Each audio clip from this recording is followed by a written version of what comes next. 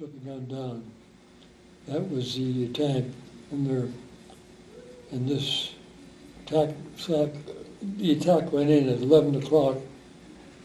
And we got 4 tanks. We got 4 tanks across there. And they broke the Augusta line. I was told to stay at that shack where they had a radio communication and be a liaison from there. And Jack and Jim, they crossed the bridge and they captured a German officer, and the other one brought them back from them. That was Jimmy. And they were talking to Jimmy Giesbert, because Jimmy talked German, his Giesbert. And the soldiers were talking about how all these tanks, so we got 4 tanks across, we got 4 tanks across from there. Now the bridge, you see pictures of them in here. It shows the tank, the bridge, then it shows it down on the ground. It didn't quite work that way. You push the bridge forward, you unhook the tank from the back. The first tank came along, up over the bridge tipped down, away he went. The second tank came up, over. The bridge didn't tip down, it was 3 feet off the ground, it didn't tip down, because the third tank had it. Boom, they got a 3-foot drop with that tank, and it damaged the electrical system on the tank and knocked up their electrical control. They had to use manual control for all the guns and everything else. But we did get 4 tanks across from there, and then the bridge got damaged. It had to be repaired. They were down there. But we managed to break the Augusta line there. So were you able to watch all of that action as it took place that night? It was all dark, pitch black, no moon. All we can tell all the guns, gunfire, and you can tell all the noise, all kinds of noise. So you were listening to the Oh yeah, attack, we were listening, going in there. but you didn't see anything. Got in, but we broke the Augusta line, and then we started down the Leary Valley, down towards the next one, the Hitler line, because this was the Augusta line, to the Hitler line, down towards it. And we're going alongside the Monte Casino. Now up on top, there had been a cathedral up there, the Monte Casino Cathedral up there. And during the first 3 attacks, they didn't touch it. But finally, for the 4th attack, they bombed it and destroyed it. But it was wrong because the Germans did not use it. But now it is destroyed, they did make use of it there. And they're over on top of the casino, catching us from down as we move on down the Leary Valley. And we led the way till we close to the Hitler line when the 3 rivers moved through, and we supported them and we broke the Hitler line. So now, were you in reserve at the Hitler line? Pardon? Were you in reserve at the Hitler line? No, at the Hitler line is where we were told to stop. Because although Hitler, we heard from Hitler that he said, Hitler line, that wasn't Hitler line, that's the Augusta line. He changed the name. He didn't want it being them breaking the Hitler line. We broke the Hitler line, and then we were told to stop. Mark Clark, who was in charge of the 5th Army, he wanted to be the first one in Rome. The Germans had pulled out of Rome, declared Rome an open city, and he wanted to be the first one in. Well, he was the first American in there, but he was led in there by the Canadian contingent of the Devil's Brigade. But this backfired as well, because he should have been taking his troops up to the Germans that were pulling German out of Rome, because now they get up to Lake Trasimene and they put up another defensive line in there. Do you remember being in Aquino after the Hitler line? Do you remember being in Aquino? Aquino, yeah. Yes. But Did anything significant happen with the unit in Aquino? Yes, there was. We had five tanks knocked out. That was a horrible thing. 5 of them tanked, and casualties in all of them. And the Padre asked for volunteers to take these bodies out. I'm not sure whether there was 9 or the 11. I just can't remember one. It was either 9 or 11. It was the drivers and the co-drivers who got hit. And to get into that tank,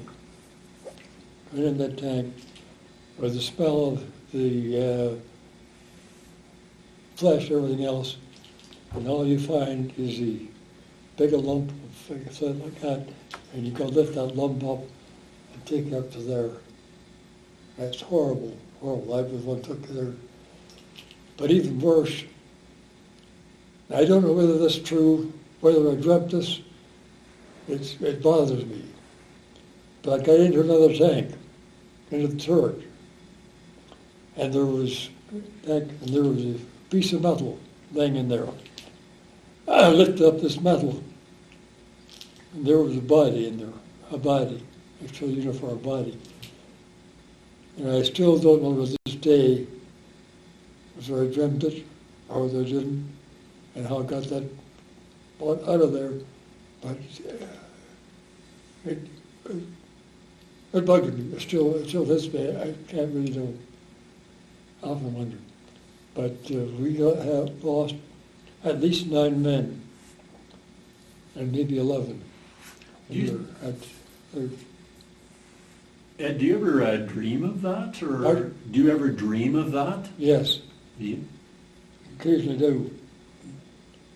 Yes, and because I got a couple of, I got another memory lapse on one of these too. But that happened then from the Aquino up to Lake Trasimene, and from there up to Firenze, Florence. Got to Florence, and I got sick. And I was flown down to a hospital with infectious hepatitis. That's something that we had a lot of, infectious hepatitis in there. So I left the regiment there. The regiment went on up to Barrie, to myself. I was in the hospital, into a rest place for a while, and then up to the reinforcement depot. And this is where I had a little experience in a way. I walked down to the tank park, and there were some Sherman tanks in there, and this one Sherman tank looked a little different. I didn't quite recognize it was a Sherman tank. So I walked over to it, and there was a light on, and the hatch was open, the driver was. So I crawled up in the tank, and there was one of our men working in there. I got hello to him. I said, "What's this?" He said, "This is a new Firefly Sherman with a 17-pounder gun, diesel engine." I said, "Look, what are the controls? What are those?" All different controls for starting up, everything else. They are. I said, "What do you do?" So he told me. We had a control box here, we had a control box here, we had controls up on here. They had a hot shot, a plunger, stuff, what gives. So he showed me all the details of it, of how to do it, and how if one engine didn't start, what you had to do. Fine, I thanked him about it. I went back, and about 2 days later, I'm on a truck going up to a port, leaving Italy. I get on a ship, and we're heading for Marseille.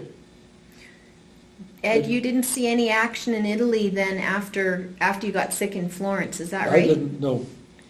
Got into Marseille, and the officer came round. He said, Corporal, we've got 14 other drivers. You got 15 tanks in the hold.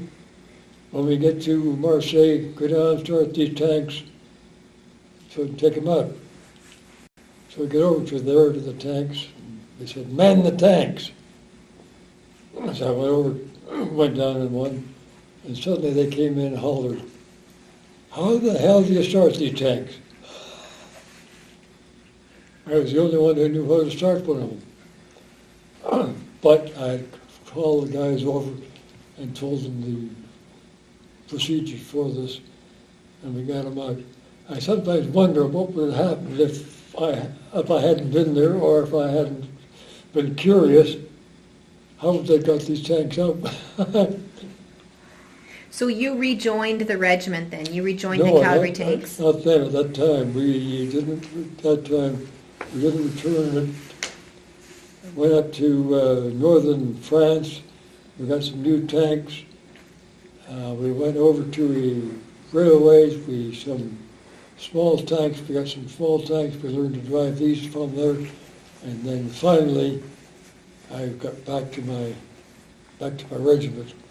But it was then, and I got back to my regiment just in time that we got billeted with civilians in Belgium, and for the first time in a year and a half, I slept in the bed with the white sheets, with a pillow, the roof over my head, with indoor plumbing. First time in a year and a half, and no anthills.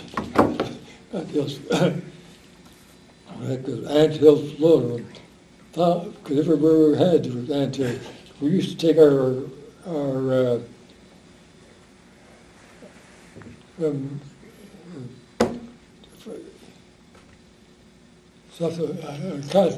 cotton Cotton bat? our sheets for mosquito netting. Oh, yeah. We used to take the mosquito netting and wrap it all around ourselves every night for all these ants come in because we'd be out there.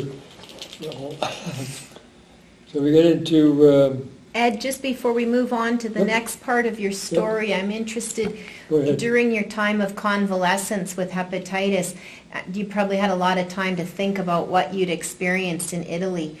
Did you feel psychologically overwhelmed with some of those traumas? Did you find that it impacted you, or did you see that in your... No, that part didn't empower me. It just that I was able to handle that. I met some of the other guys. I remember Butch, because he was exactly what happened to a driver. They were moving up with the tanks, and they moved in this village, this grass area, and they were find that they were tripping off some of these mines. These rest mines are in there. And they stopped. And then the officer said, well, it's time for lunch anyway. So he called the butch. You and the sergeant, it's your time to get lunch for the guys. So Butch, he looked out of the tank and ready to go. And he saw a pig going down the pathway. So he pulled out a rifle and he shot the pig. So then he got out and he goes to walking over to get this pig. All of a sudden, wham, boom, something hit him and knocked him down on the ground. He said, what the hell? And he saw the guys had thrown some mud at him. But he had tripped a mine from there. So the officer, he picked his way out of there and he got there and he picked his butch up and carried him to a safe place. And he patched him up and went to the hospital. So that part of it, so I visited Butch in the hospital. And he had bladder cut in here because he smelled the urine and everything else because he got a bladder and he wasn't in the best of shape. So the first time I talked to him, and the second time I went over to them again, I said, "What are you going to do, Butch, when you get home?" And they said, "Hey, Grandpa, where did you get wounded? What are you going to tell them?" He said, "I'm not going to tell them anything." I said, "Why not?" He said, "It was bad enough getting wounded in the back. If I told him I was chasing a pig through a minefield, I'd never live it down." So that was his morale, a good move. Way to cope it, yeah. Yeah, because we had another man wounded, and he had the wounded in his butt. He also had an actual wound on his penis. And he's in the hospital. And he lost one leg. But he was in bad shape. He was feeling pretty bad about it. And one of the guys picked up a Reader's Digest magazine and it told about amputees back in the States, how they're being fitted with legs and everything else, you know what. And they gave it to him to read, and it helped. So everybody helped each other. It did help them. They figured it could do it. And you can excuse the way this comes out. He got his leg, and even to his penis, he says, "Yeah, they're sure as hell going to pay a lot to say this, aren't they?" Because one piece will just take the piece out of the head of it. Like that. So he had his morale, he got back and that. But just, I think morale was pretty good with the unit. Ed, did you have any observations or experiences with either Italian civilians or Italian partisans? Civilians, yes, I did meet a lot of civilians. I got talking to them, went to the houses of some of them, met them in the cave, and I find it kind of a little strange. One item, I was in a house for a young girl. Her mother and father were there. She could speak a little bit of English, very little. I could speak a little Italian at the time. And you're talking, and the one thing that stuck in my mind, she was a school teacher. Now, school teachers, you've got to have a certain education to be a school teacher. And I got talking to her, various things, and talking about the northern part of the in the globe, up in the Arctic. I told them about how in there they have the 6 months sun and daylight, 6 months night. Okay? She didn't know, never heard of it. Never heard, no. And she told me, when the war is over, I'm going to go up there and see for myself I'm going up there. But it just kind of stuck in my mind because as a school teacher I thought it would. But got talking to her, and the thing that I learned about language is to learn the pronunciation of the vowels right way. Because we have A, E, I, O, U. Italian is A, E, O, U. A, E, O, U. And this girl said something to me. It didn't register. She tried again, it didn't. Her mother said, Gracie. What she was doing was she was giving me a sentence in English with the Italian pronunciations on the vowels. Well, just for take the word ladies comes out ladies. That's quite a different way, like that. But that was something that sticks in my mind there. But I had quite a couple of hours in there. I went to another house and held up one of their babies, hold their baby, stuff like this. And I had quite a few conversations with them. And Jimmy Giesbrecht and I went up and he found this Italian woman, she spoke German. And he spoke German. And And I found that by listening to it, God, I could understand half of what the German was in there too. It was interesting in there. And in another instance, I was on point duty, ready to convoy to come out. I've got to take them direct around, and there's some buildings around here, and this lady come over to me, and she says, Manjari, it's food. Manjari, Manjari, yeah, come on. Took me up the house, great big, what was it? The macaroni, gave me a fork, told me, get in there, eat what got, and back on my, we got along well with the Italians, really. Did they look quite, were they, like sometimes you hear about them being poor and hungry, or were the ones you saw, were they? They were hungry, because, that's hungry. We had a can about that high, full of hardtack biscuits. And I used to have a half saddlebag with these. They were that. And we had two of these cans, and Jimmy and I took one can, and we reeled down to this village. And we stopped, and the people there, we hauled some biscotti, sweetheart, biscotti. Oh boy, God, they were mobbing us there, boy. Biscotti, biscotti. And they're mobbing us, so, yeah, finally we said, let's get out of here, our motorcycle. We dropped the can. So the next night, we had one more can. Only this time, we walked in, opened it, dropped it, and took off. They were hungry. And we put the food for them. Interesting. Did you ever get any recreation or any breaks when you were in Italy there? Did they ever give you a few days off? Or? Yes, I had about 4 days in Rome.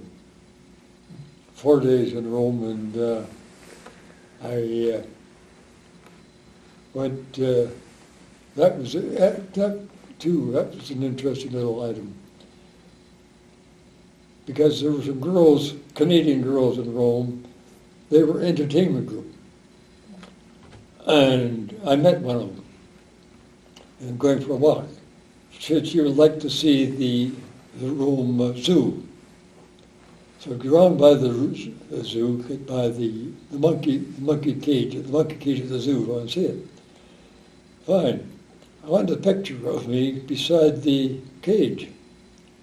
So they have the cage, there's the cage like that, a fence, then the fence of the zoo is back here, across for it, the over.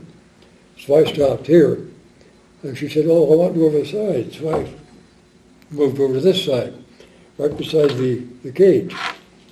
Ready to a picture. And this monkey reached out and grabbed my bray, and he dropped it on the ground. So I picked a stick and it saw what I was going to do. I picked up the stick, it threw to the back of the cage. Another monkey picked it up and started tearing it in pieces. Well, I can't get more about that, so finished, and then the girl decided she had to get back to where they were, so I left her there, and I started back to my billet. All right, Canada, come here. All right, Canada, come over, MPs. Where the hell's you at, mate? I didn't, they want the cage in the zoo, boy.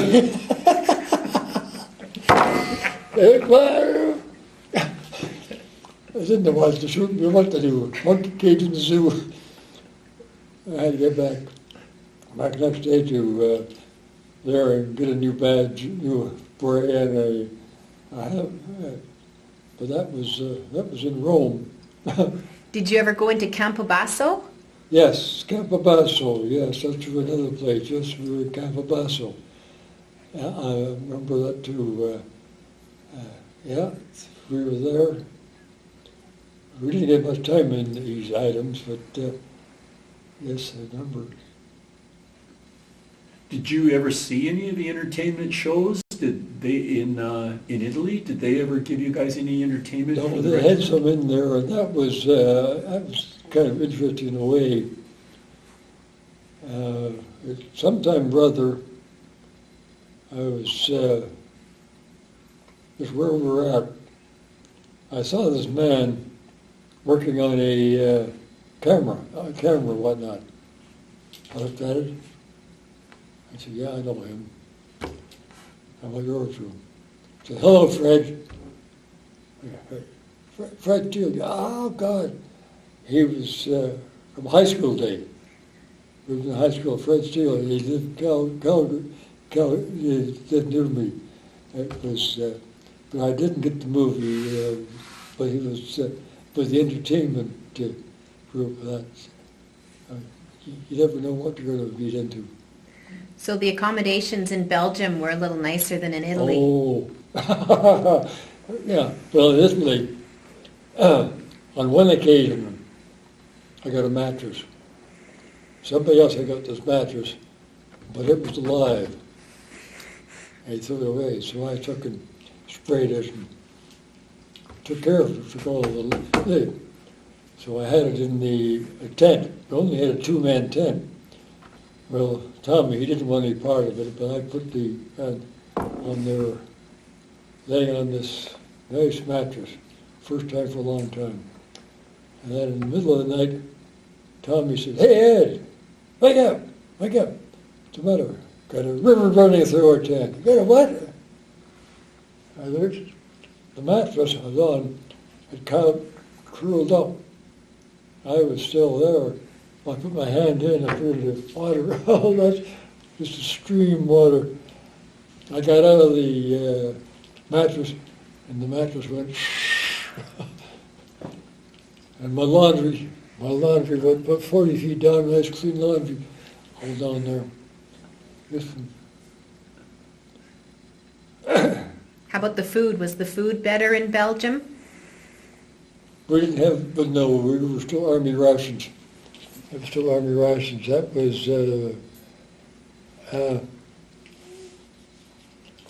there was a Canadian Council Pack, we call it, was it a British one.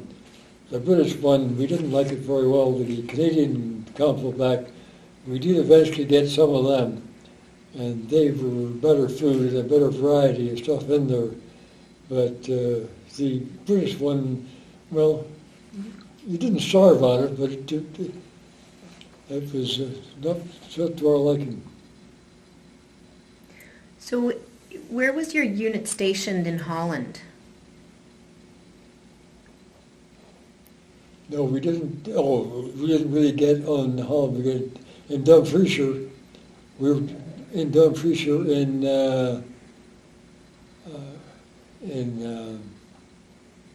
Belgium. It was from there that we moved. We didn't get into Holland. Yes, yeah, in Holland, yes. We were in a hotel. Because actually we were swimming up there. I try to remember it now. Because Milky, from Milk River. That's why it's called Milky. We went swimming up there, and they talk about skinny bathing suits, the girls. But, oh, wow. They were skinnier than, I remember Milky saying, "Look out, I'm going to dive in." Yeah, we did swimming. We got into a swimming pool once, and there. What was your experience moving from Belgium then? Well, Belgium. See, what did we do up there in Belgium? Yeah, because. I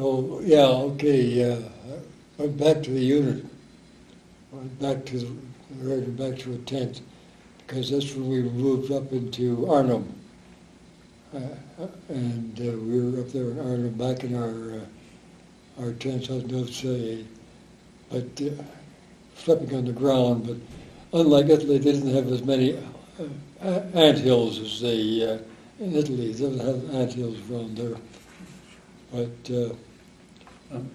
And maybe this is a good time to talk a bit about the motorcycle that you're on. We have a picture, and maybe you could tell us a little bit about, and was there a difference between the motorcycle that you would have used in Italy and the motorcycle that you would have used in Northwest Europe?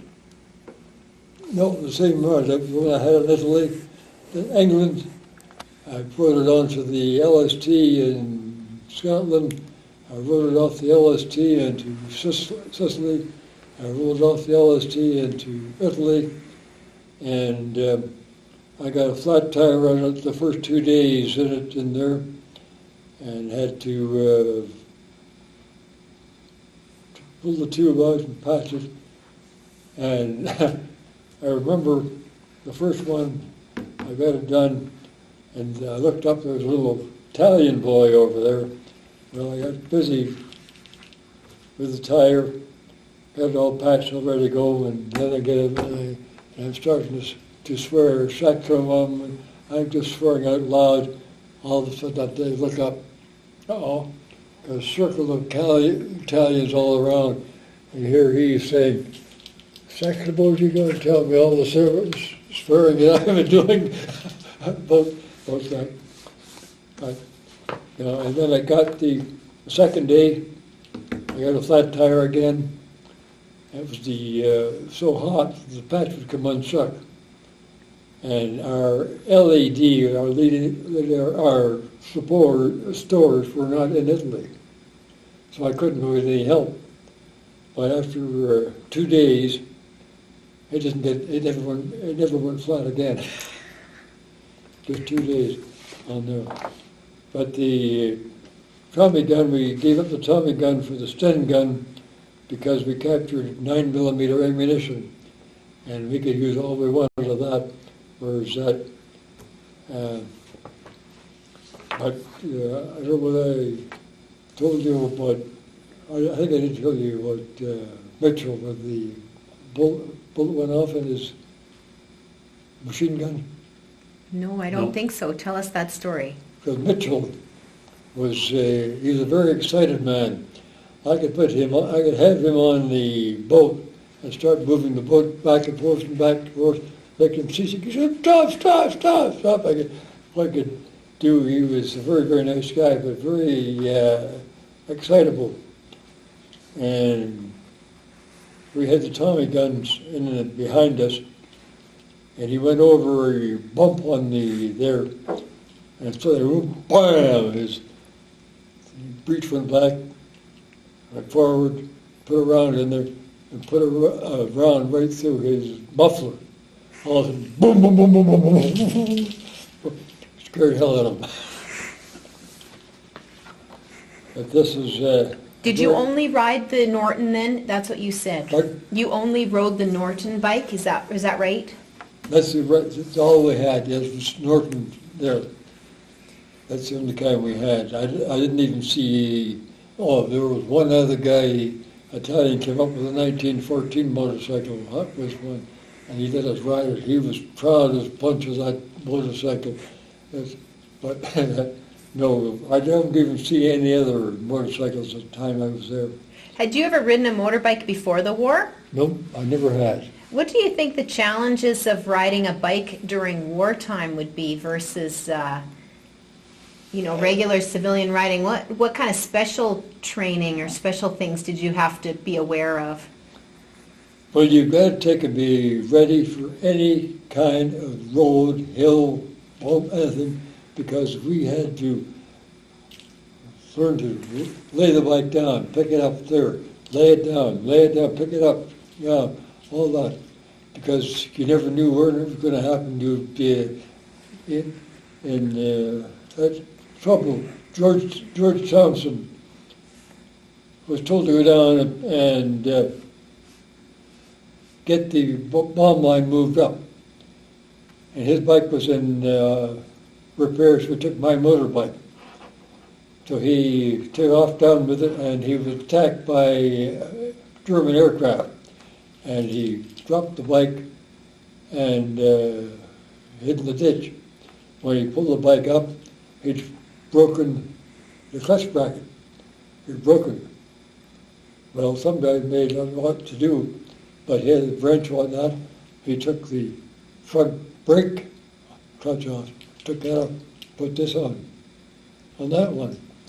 And then he did his message, then came back up again, and he went into a bomb crater and bent the forks back. My motorcycle. But came back. But he managed to go. What about those trip wires? Did you ever know anybody who ran into those wires that the Germans would string across? No, they've never, anything like that, never heard about it. We heard stories about it. We were always watching for it. But the only... Did you retrofit your bike in any way to make you less susceptible to booby traps? Or? No, we didn't. We just turned them the way they were. We had no headlights. We didn't use headlights at all. And I got it drowned. I tried to cross a river one night and drowned it. It took me about 4 or 5 hours before I finally got it to go again. I just got water in their arm. I'm surprised I even got it to go when I think about these people that have these cars get flooded and they won't work. But I tried it, and I finally stayed in a building. I spent the night in the building there and went back out next morning, and I finally surprisingly got it going. But the river had gone down a little, so I was able to ford it. So as a dispatch rider, who were you carrying dispatches to? I wasn't carrying dispatches, I was military police. Really. Oh, you never did carry dispatches? I never did carry, I did various duties, but they were not dispatch rider. I started off as a dispatch rider for the first 2 or 3 months and took my first training on the motorcycle as dispatch rider, and then I was pulled into the regimental police. And they were a unit that was attached to headquarters? Were you answering to headquarters? We were headquarters squadron. That's right, we were the headquarters squadron all the time and took orders from them. And then we might go to another squadron for that and we get our directions from that. What would you have worn for a hat then? Your beret. Just a beret. And our goggles helped on there. In fact, because I lost one in England. I lost one beret by not having goggles on there, and it was at night time, and suddenly it was gone, and I wasn't going to go looking for it. Do you recall, it'd be hard to tell, but what speeds would you range when you're traveling? Like, in Italy, 70, say. 60 to 70 most of them. You could get up to 75. That's something else. 75 is about the top speed with these. And one thing you've got to take and be aware of is a possible speed wobble, wobble, and like that. And only once in England, I was going down this valley, and there's a nice little lake right there, and going down there, all of a sudden I get this speed wobble, and I can see me going for a water. And they had said, but the only way, the best way to stop a speed wobble is to give a little touch of front brake. Nobody had tried it for sure, but I don't. And I reached over, took the front brake, straight down the way I went. I didn't go for a swim. Do you remember how many miles per hour you were going about then? Almost 75. It was the top was as fast as I could go, 75 miles an hour. Yep, I was going 75. Just, yes, I sure was. Oh, I had a wild ride. Jimmy Giesbrecht and I were out patrolling around, and we came across a woman, and somehow I talked to her and found that she talked German, was a Jimmy. Well, they got talking back and forth, and I found that I could understand some of their German. But then this one soldier, one of our guys, drunken, coming up, hey, drunken, and he pulled out his revolver. Flagging over, and finally I took that revolver away from him. And he's drunk. And he's got to get back to camp. Well, Jimmy does not have a pillion seat on the bike. I had one. So I get on the pillion seat. So I get the arms around me, get going, hang on to it. So I get down, and all of a sudden I feel him, his hand starts to slip. I say, wake up, wake up, wake up, wake up, wake up. And he can't grab the guy. All of a sudden I feel I tried to employ the motorcycle with the guy. So got him into camp. Oh, Jesus. He got off the bike. What did he do? He walked right over to the major and saluted to him. Oh, you're drunk as can be. And that was the last thing he should be doing. I got further. But God, I was going to fall. But I got the revolver from him, gave it back to him later. Did you have to arrest many soldiers? As a police, as a provo, did you have to arrest many of the soldiers? Not very few. We had very little. We had our police duties.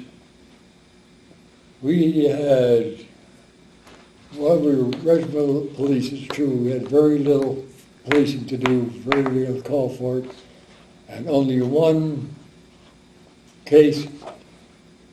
One of the squadron came over, they had one of the drunken there, and they wanted us to take care of them. Yeah, we had two men under close arrest, but that's about the only time. Normally, talking to them here and there. No, it was very, very good. And I just wanted to point out, this is a picture of the motorcycle that is over in the Army section that's underneath by the tank. That's right, it looks good. And you, Rory Corey, explained to us that you were the key source and expert in guiding them in what should be on that motorcycle.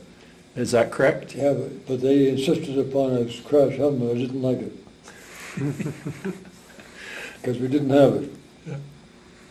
And, of course, we had full uniform time when the weather was bad, but most of the time we had shorts. We had high-top boots, even with our shorts. But we did. In Italy, that we were, we all had was shorts, shirt. Could you turn that photograph around, Ed? I'll take a photo of it.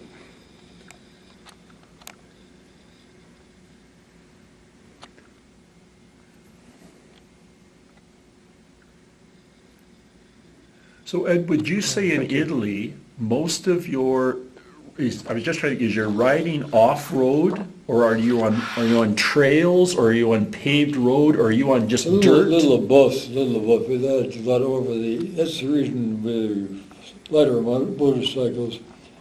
That's why we train. We get to go into the rough road very, very easily. We had no problem at all. And these roads, some of them were very good, not very good anyway. But no, we did a lot of it. Anything else you wanted to add about just the motorcycle in general? Well, I like that motorcycle, and it's a very, very good motorcycle. And the only people I saw that seemed it better was London police. Boy, were they ever good on motorcycles. They were, I saw them on one occasion. They came up. There was one occasion when we were tanks through London, and they figured that they had to come and try to control it. They showed us how to motorcycle, how to ride a motorcycle. They really showed us how. This is one of the problems I have. I had a stroke about a year and a half ago, and I have still not mastered my speech. There are times that I come up with the wrong words. It's just something that, I never used to have this. It bothers me. Well, it's not noticeable on It is, what it is to you. me, Okay, it's not. It's there. It bothers me in there. But what I wanted to come off there is, what was the story I was going to? About the police, the London police being able to show people how to do motorcycling really well. They showed us how and made me feel, I wish I could be with them. Yeah, they were very, very good. Well, maybe we can go get you to, if you could maybe move now, like your unit after Belgium, they organized a little bit into the Reichwald Forest. Does that sound right? No, it didn't go too early? No. Okay, so then you're going to move into, is it Nijmegen area? Over in Nijmegen, yes. Okay, and then do you remember from there where you guys went? Nijmegen, that's when I got word that I was going home. And word came that my name was up. They started sending home people who had been over 5 years and more. They started in Italy and carried on up here. And they came to me, and on the 5th of May, that's the day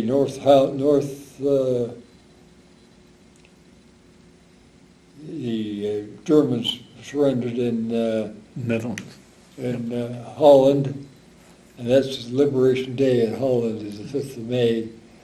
And that's the day that I started my trip back to Belgium, or to Brussels. But what I have, I'll tell you the story, I can repeat it again later if they want, if you figure it's worth repeating. Because I got back to England, and I still don't know how I got to England. I left Brussels. Suddenly I'm in England. I don't know how I got there.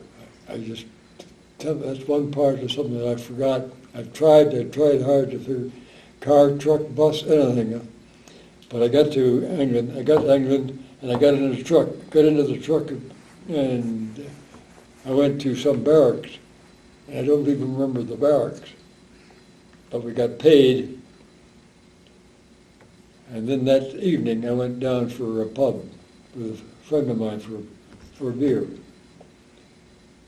And I went up to the bartender and I ordered 2 pints of mild, and I paid for it. Well, I went to pick up the beer, my hand was like that. There. What the hell? I had to go like that.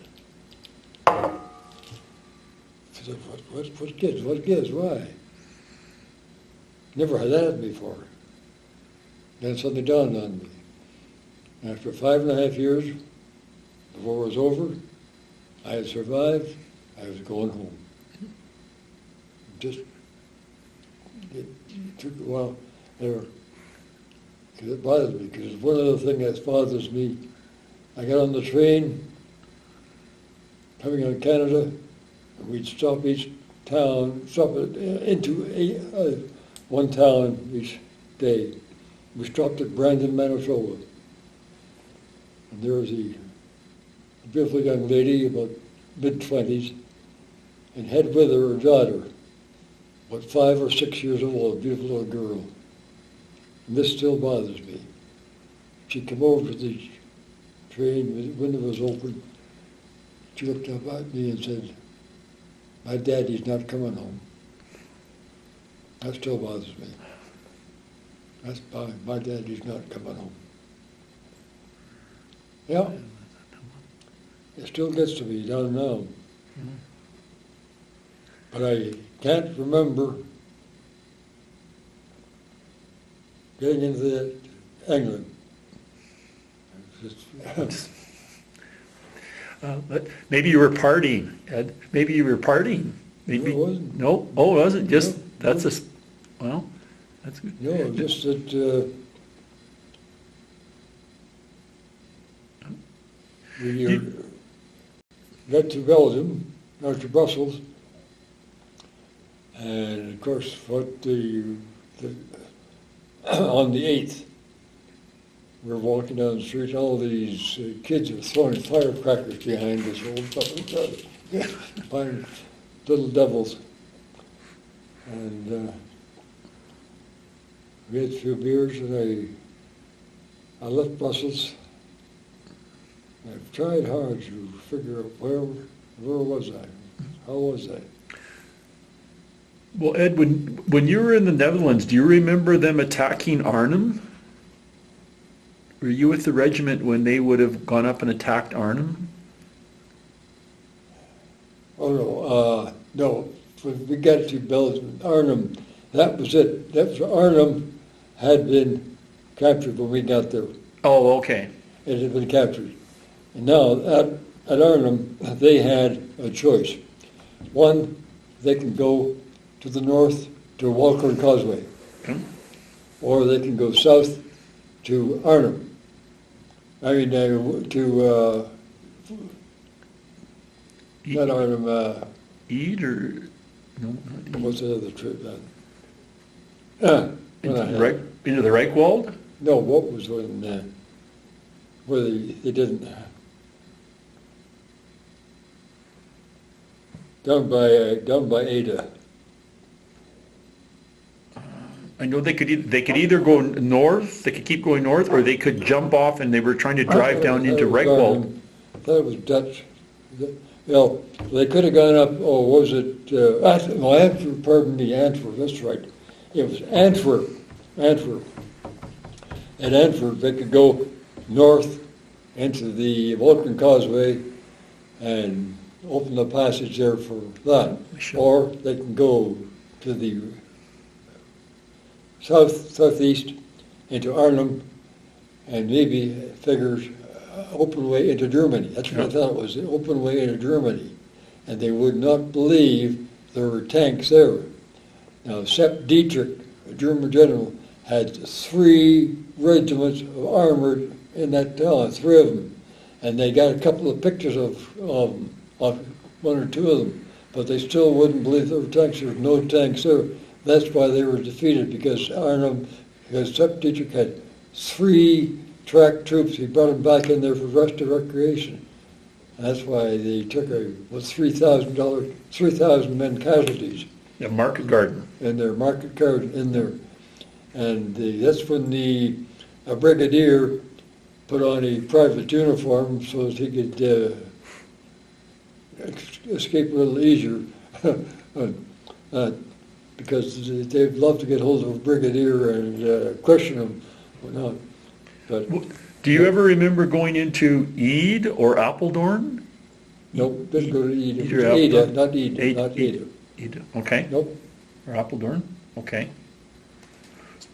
So when you got back to Canada, did you have any problems with adjusting? Like when you got back into Canada, did you stay in the army, or what happened there? No, I got a discharge, and it was about 2 or 3 years later. Then I decided to join the militia at Calgary time, and it was then I was also selected to go to the coronation. And I was at back then it was the coronation, it was troop training detachment in Trafalgar Square. Huh. So I was back up there again. What was your rank when you left then? When you left the... Corporal, Corporal, okay. that's all.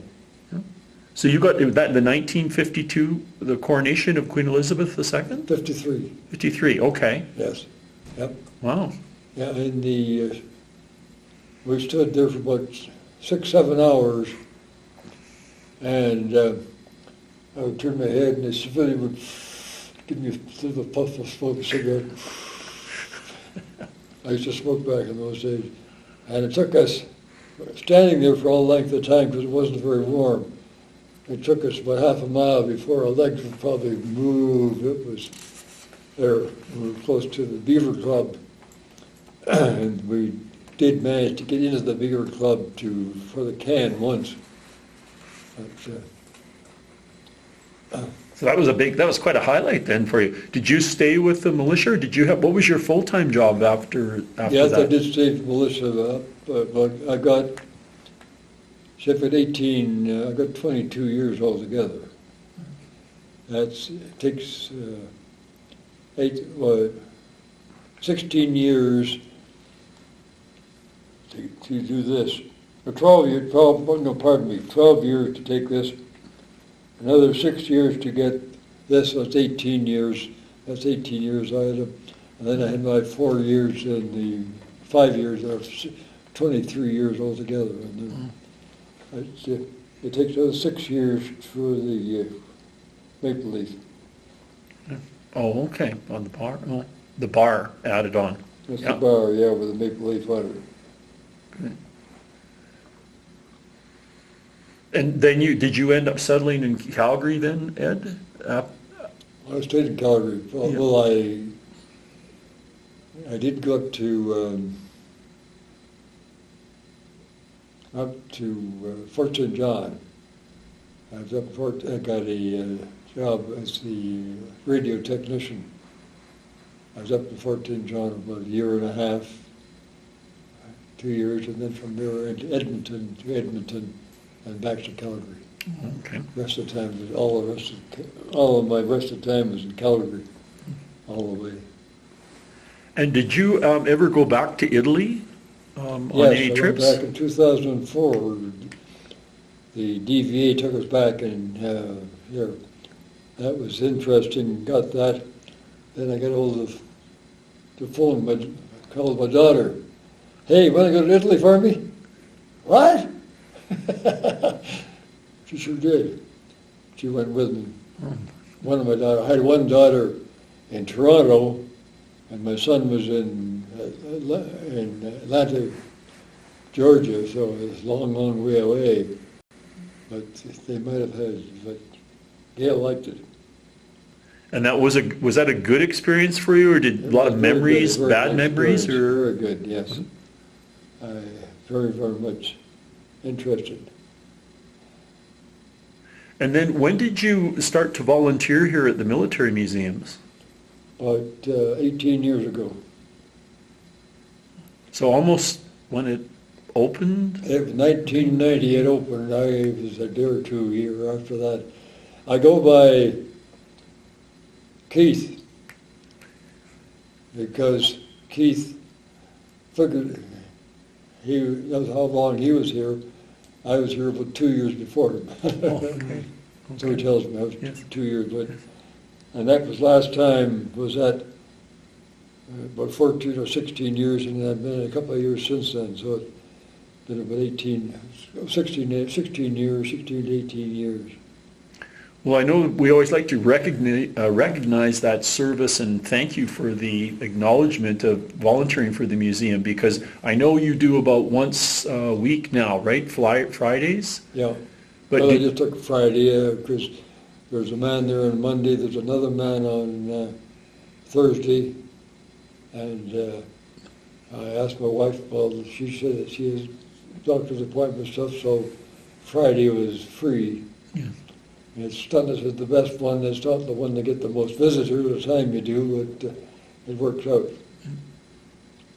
Is there any other area that you wanted to explain, or did you want to leave anyone with a message if you were talking to young people about, or future researchers about anything about your experiences in Italy or Northwest Europe? I've talked to some of them, and just example, I remember talking to a group of students in the university, in the museum, I think it was, and I said, well, I have many other stories I'd like to be able to tell you. He says, yes, and I'd like to hear them. I thought it was very nice, easy. I'd like to hear them. Is there any other things that you wanted to mention, Ed, that you can think of before we end the interview, or any thoughts, or? Yes, I'm just trying to think of some of those. I mean, you had many lifetime experiences, probably lost many friends. Yes, I did. Bill Oakes. He's another one who, there's a story in about him. And I had others. I had another corporal who, because of the brigade major giving him a pill, he went and blew his brains out. He hated that man for, of course the gun shouldn't have been there, I guess, but he blew his brains out because he was engaged to be married, and he'd just been given a 28-day detention in the military prison, and he figured that his girl wouldn't stay with him, and Was he going to be married over there? Like over in... He was in England. He was in England? Wow. Yeah, he was. What's one of your, when you just think, what's one of your happy moments that you think about, something that sometimes will make you laugh or make you feel, you know, kind of funny moments? I know you've talked about, you've given us quite a few stories. Is there any other funny moments or really good feelings that you had sometime about some event or? Oh yes, we had some very nice people, and and what